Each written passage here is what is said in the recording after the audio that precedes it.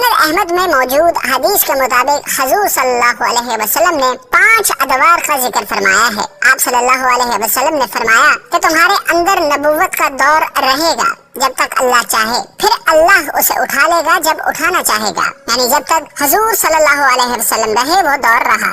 इसके बाद हुजूर सल्लल्लाहु अलैहि वसल्लम ने दूसरे दौर का जिक्र फरमाया, फिर खिलाफत मिनहाजुन नबुव्वा कायम होगी। बस ये दूसरा दौर भी जारी रहेगा जब तक अल्लाह चाहेगा, फिर जब अल्लाह चाहेगा इसे भी उठा लेगा। इसके बाद हुजूर ने तीसरे दौर का जिक्र फरमाया कि इसके बाद काट खाने वाली हुकूमत का दौर आएगा। हुकूमत का ये दौर बनु उमय्या और बनु अब्बास की मलूकियत का दौर था।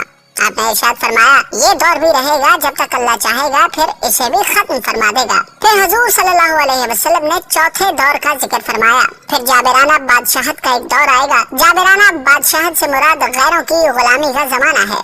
फिर हुजूर ने 5वें दौर का जिक्र फरमाया कि फिर खिलाफत मिनहाज